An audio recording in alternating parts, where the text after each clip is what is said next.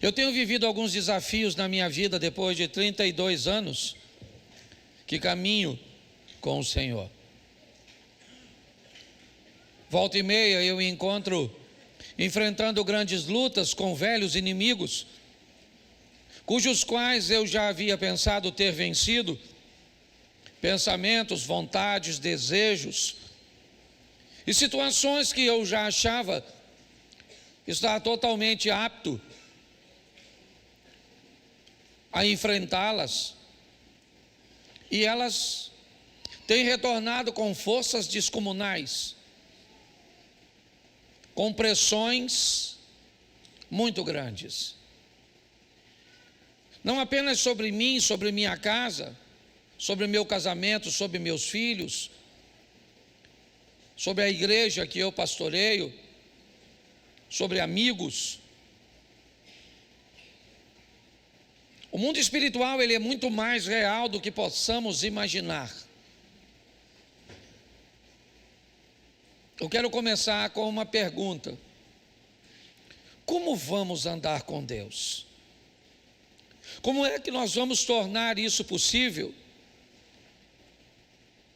Como é que isso vai acontecer? As diferenças que nos separam são tão grandes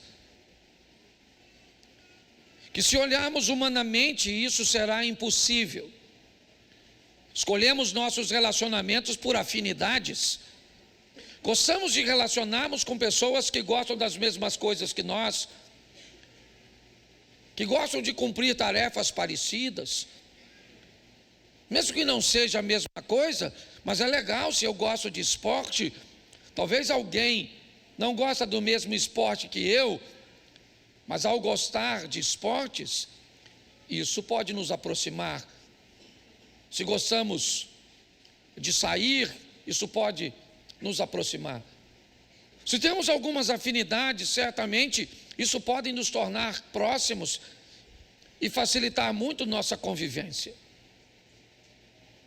Porém, quando o assunto é Deus, como é que nós vamos andar com Deus, se não há tanta afinidade assim entre nós e Ele?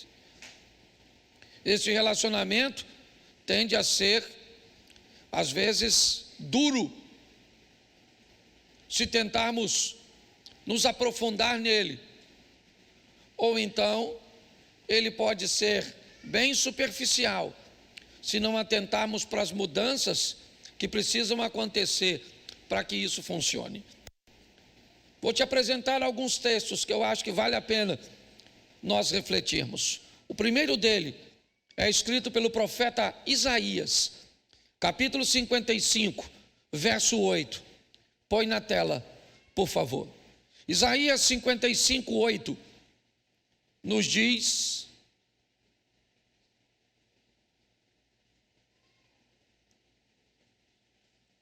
eu passei para ir.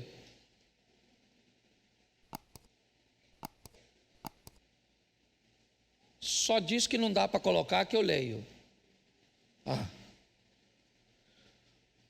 Porque os meus pensamentos não são os vossos pensamentos, nem os vossos caminhos, os meus caminhos, diz o Senhor. Preste atenção, porque nós vamos aprender algumas coisas importantíssimas. Como é que eu vou andar com Deus e vou estabelecer com Deus um relacionamento sadio, se o que Deus pensa é diferente de mim, se a forma dele pensar é diferente da minha forma, se por onde ele deseja ir, o que ele deseja trilhar, não é o que eu quero? Como é que este relacionamento vai progredir? Ele vai crescer, porque a Bíblia diz assim: conhecei e prossegui e conhecer. Nós vamos viver de glória em glória, de fé em fé, onde a proposta é uma ascensão, um crescimento. Como é que vamos desenvolver um relacionamento sério, profundo, com alguém que pensa e que deseja fazer, deseja realizar coisas? Seus caminhos são diferentes do nosso. Talvez isso já nos deu um pouquinho, né, a visão de que não vai ser fácil andar com Deus. Por mais que você o ame, Ele pensa diferente de você. Por mais que você o ame, Ele quer que você faça coisas que você não quer fazer. Então isso vai prejudicar um pouco, criar um relacionamento meio truncado. Alguma coisa que vai precisar de um aperfeiçoamento, que haverá alguns choques, que não será fácil, que não basta derramar o meu coração na presença de Deus, porque quando eu saio do ambiente da oração, as tentações, as provocações, as adversidades, elas vão me pressionar. Então eu não vou conseguir ter um relacionamento sério com Deus pautado em amor. Amor não é suficiente para sustentar um relacionamento como esse. Eu vou precisar mais do que simplesmente amar. Eu vou precisar reunir minhas forças para entender como esse processo funciona e agir sobre ele, porque eu penso diferente dele e o caminho dele é diferente do meu. 1 Samuel capítulo 16, verso 7, vai tornar mais extenso essa lista de separação.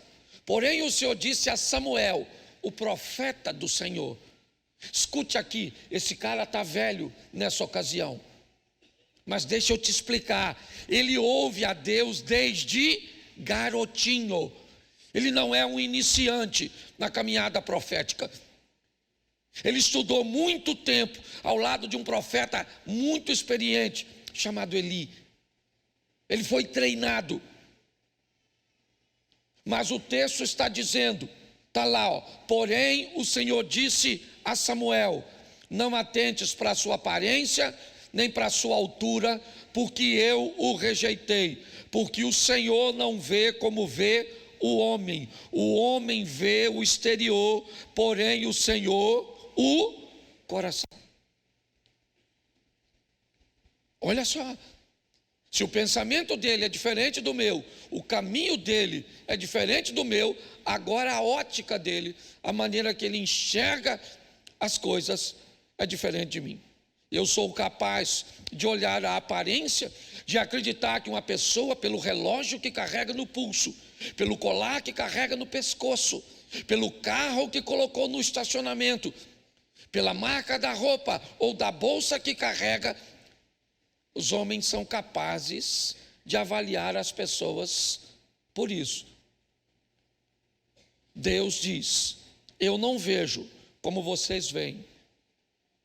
Então, como é que nós vamos caminhar para um relacionamento que vá além do culto, que vá além dessas 2 horas, né, por dia, né, ou 4 horas por semana, né, com Deus? Como é que eu vou fazer isso? Como é que eu vou caminhar para algo mais profundo? Tirar essa água do tornozelo e subir um pouco mais, certo? Trazendo profundidade neste relacionamento. Pode ter certeza que isso não será fácil. Está esperando um ambiente fácil para começar a orar? Não vai rolar. Está esperando um ambiente favorável para ler a Bíblia? Não vai aparecer. Você está esperando um momento propício que você queira jejuar? Não vai aparecer.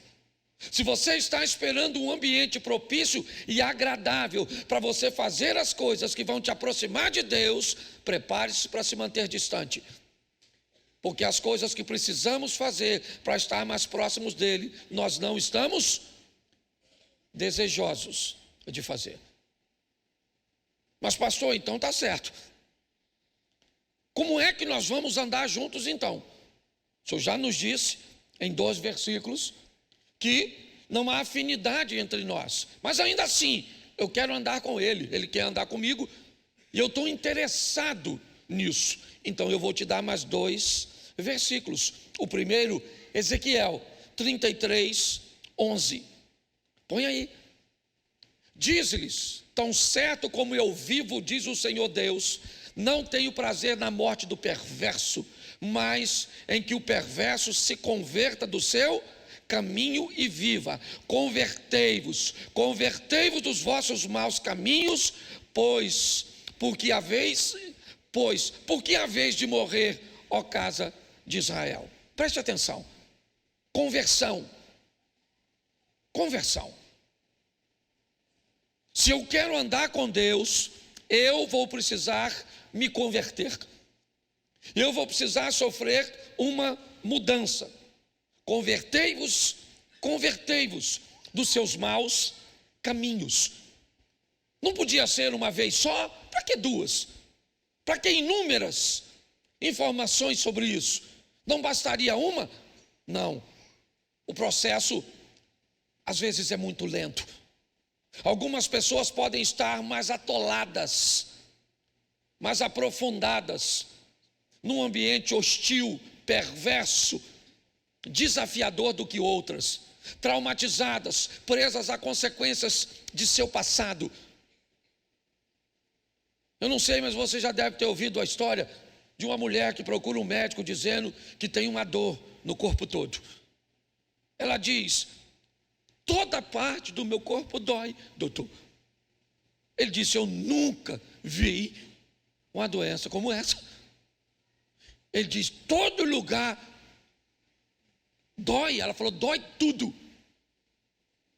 Aí ele falou: então me mostra. Aí ela foi: dói aqui, dói aqui, dói aqui, dói aqui, dói aqui, dói aqui.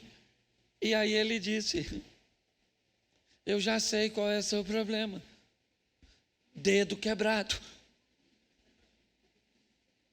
Seu dedo está quebrado. E aí onde você encosta com o dedo, vai doer, querido. Muitas vezes nós nos deparamos com dificuldades,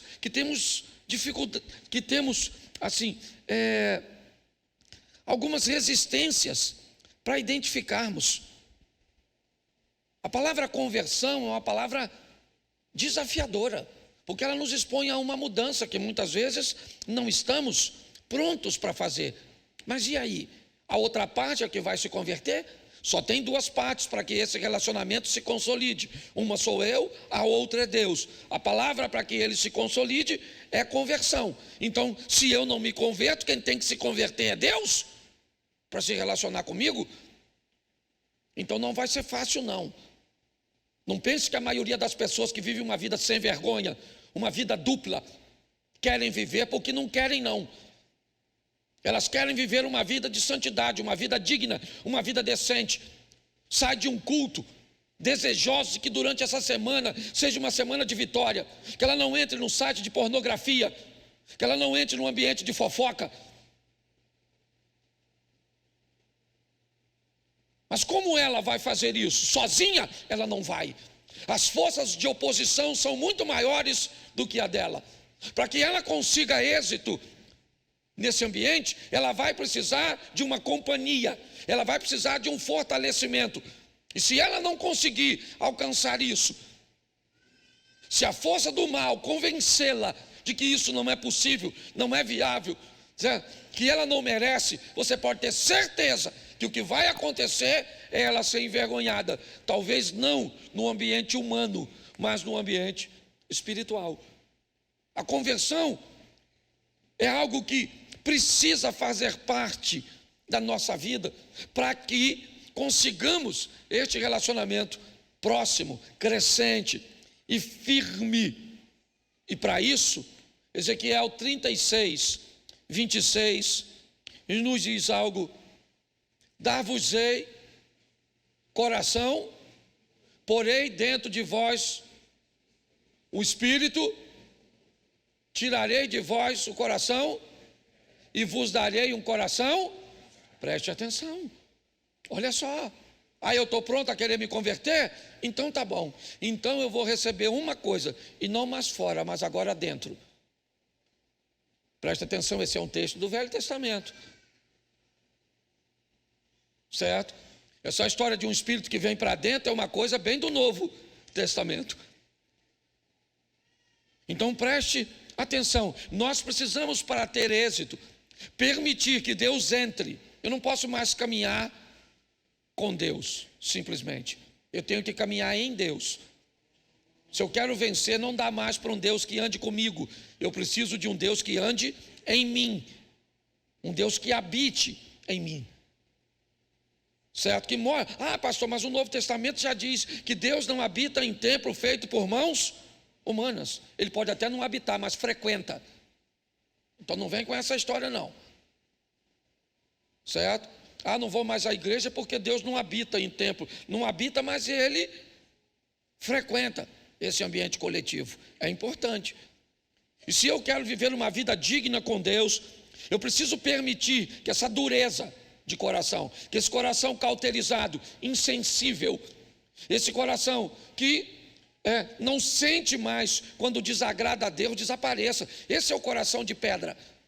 O Espírito de Deus, Ele vai trazer sobre nós um coração de carne, sensível, sabe? Uma percepção clara de quando algo, sabe? Algo que você faz, não interessa o quão pequeno ele seja, se ele for ofender o Espírito Santo, ele te causa sensibilidade, não interessa o que é.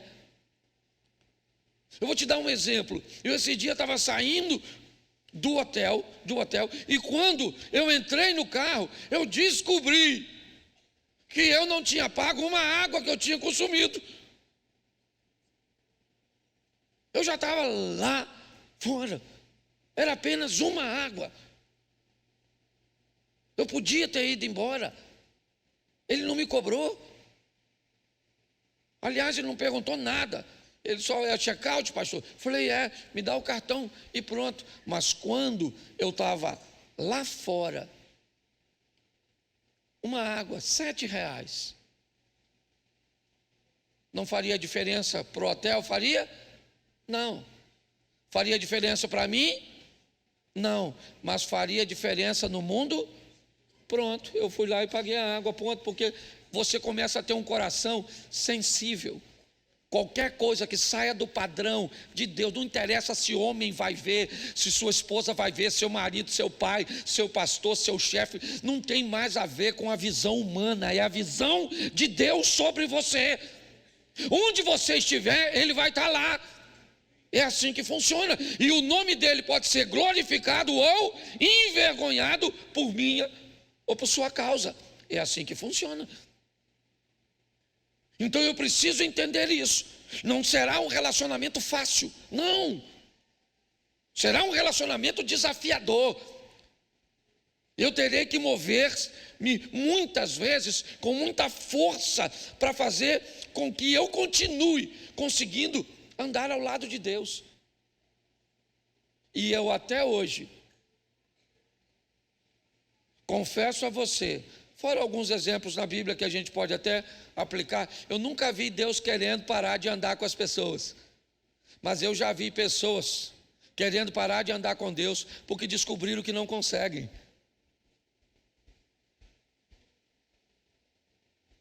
Ah, pastor, eu não consigo. Então, eu prefiro ter um coração de pedra, porque com um coração de pedra eu nem sou capaz de sentir o que eu estou fazendo. Então como é que eu posso viabilizar isso? Coloque na tela, por favor, Tiago 1,12. Vou mais rapidinho, que eu até passei. Se me dá mais 6 minutinhos e eu termino. Tiago 1,12. Bota aí. Bem-aventurado o homem que suporta com perseverança a provação, porque depois de ter sido aprovado, receberá a coroa da... Você tem uma outra tradução para botar para mim, irmão? Ela está muito fora. Tem ou não? Se não tem, eu leio a minha, para ganhar tempo. Bem-aventurado o homem que suporta a tentação, porque quando for provado, repita comigo, suporta a tentação. Isso, porque quando for provado, porque quando for, suporta o quê? Porque quando for, então tentação é diferente de provação. Bem-aventurado o homem que quando for tentado, né, que suporta a tentar, porque quando ele for, receberá a coroa, ao qual o Senhor tem prometido para os que o amam.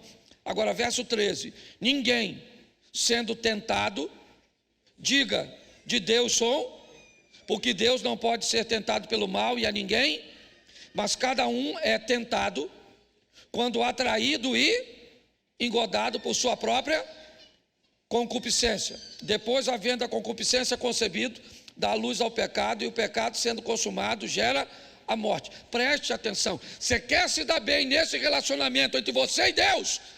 Pare de olhar a vida dos outros e concentre-se na sua. Todas as vezes que você só consegue olhar a vida do outro, eu te digo perto de quem você está: de Satanás. Ele é o acusador. Na presença de Deus, eu e você não temos a mínima condição de olhar para a vida dos outros. Todas as vezes que você vê na Bíblia alguém se encontrando com Deus, ele diz: ai de mim que eu vou morrer, eu vou morrer, eu estou perecendo. Por quê? Porque na presença de Deus não dá para olhar para o outro, fica você e ele, acabou a vida do outro. Porque na presença do santo, acabou. No eterno não dá para olhar para a esposa, para o marido, para o vizinho, para o pastor, para o filho, para a sogra, não dá. Na presença de Deus não sobra ninguém, é só você e ele. É assim que funciona. Então, se eu quero fazer isso dar certo, eu tenho que ter um autoconhecimento, entender que a tentação precede a provação. Todo homem vai ser tentado quando ele for atraído e engodado por sua própria concupiscência. Seus desejos materiais envoltos em sensualidade ou não.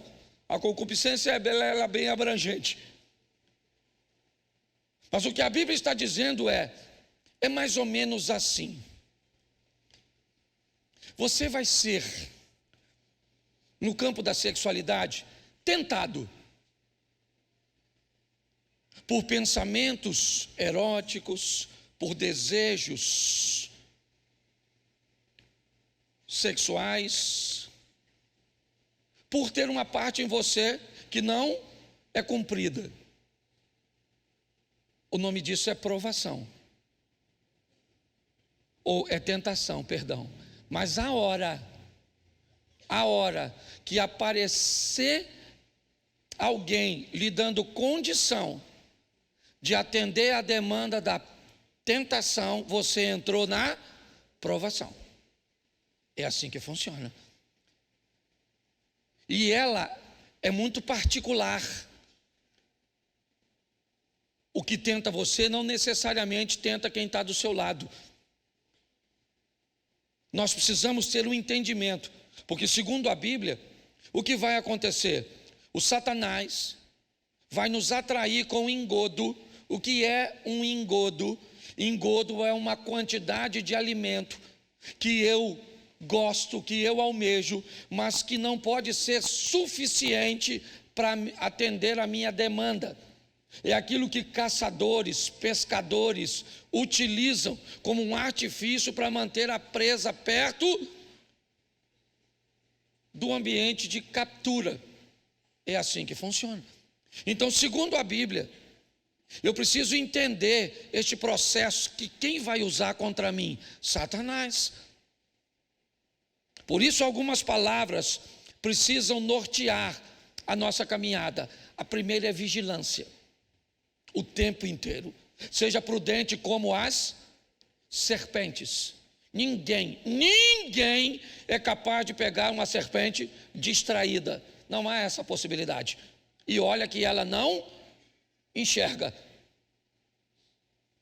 Todas as serpentes são cegas. Todas são cegas. Não existe cobra que enxerga. Não é assim que funciona. Mas a Bíblia está dizendo que um animal cego não pode ser pego desprevenido. Sua sensibilidade, a captura que ela retira, certo, do ar com sua língua, colocando, ok, na sua boca, com aparelhos altamente sofisticados, para identificar o que está do lado de fora. É importante. Se nós não vigiarmos, nós vamos cair.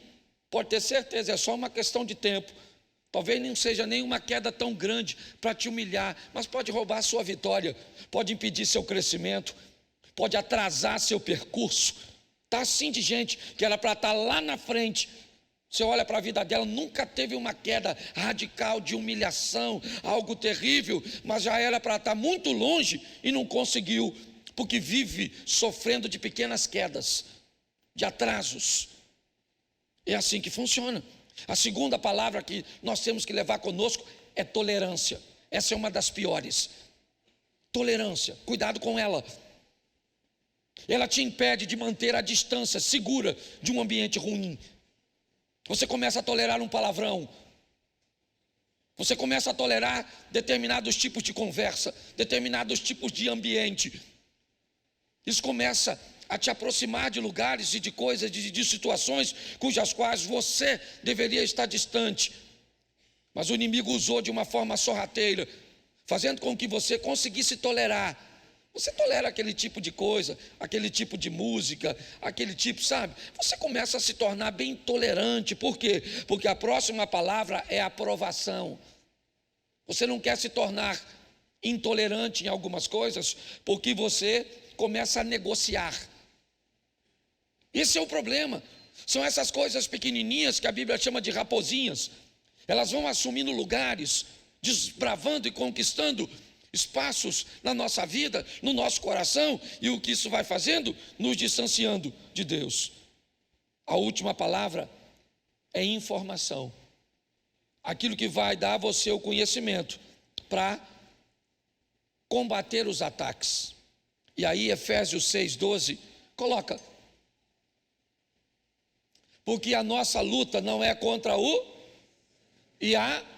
mas contra os principados e contra os dominadores deste mundo, contra as forças espirituais nas regiões. Isso, nossa luta não é contra a carne mas é com a carne e o sangue. Não é contra, mas é com ela que eu batalho, meu corpo físico. Na maioria das vezes, meu problema é com carne e com sangue, com gente, com pessoas. Ele está dizendo que a nossa luta, nós precisamos enxergar. Não é contra a carne e o sangue, é contra os principados, potestades. É num ambiente invisível. Pô, pastor, aí o senhor está de brincadeira. Se é invisível, como é que eu vou lutar num ambiente invisível? Por isso eu estou dizendo, não vai dar sem Deus. Não vai dar com Deus de forma superficial. Não vai rolar, não vai. Você não vai conseguir alcançar a santidade. Você não vai conseguir progredir em seu relacionamento com Deus com uma visão humana. Não vai. Não adianta. Ele vai dar aqui as armas. E aí, diz assim, né? Nós vamos precisar de um revestimento. E de que é que eu preciso? Repita comigo: couraça da justiça. Isso. Mas a gente gosta de falar da couraça da justiça. Mas depois você lê, porque ela fala para nós cingirmos os lombos com a verdade. E depois colocar a justiça, a couraça, em cima da. Então não dá para ter justiça se embaixo da coroa da justiça tem mentira. Não há. Você bota a couraça da justiça em cima de um lombo cingido por mentira. Então ele disse: cinja seu lombo com a verdade, e em cima da verdade coloque a couraça da justiça. Está lá. Os pés devem ser preparados com o evangelho da paz. Isso, paz. O que eu falo traz paz? Sim ou não? Muitas vezes eu estou perto de pessoas que contam histórias soltas. E a minha mente já capta, porque a Bíblia diz que a palavra de Deus é apta para discernir as intenções do coração das pessoas. Se você conhece a palavra, ela começa a desvendar. Às vezes eu estou caminhando com alguém e alguém conta uma historinha para falar que um outro fulano fez algo. Sabe aquele falar sem falar? Sabe como é que é? Aquele veneno numa dosezinha que às vezes nem parece. O que eu vejo é que muitas vezes, eu não estou julgando ninguém não. O meu desafio é esse. É entender que se eu quero lutar no mundo espiritual, o evangelho que eu carrego é um evangelho de paz, de verdade. E não de contenda, de intriga. Não interessa. Se eu não posso resolver, então cala a boca.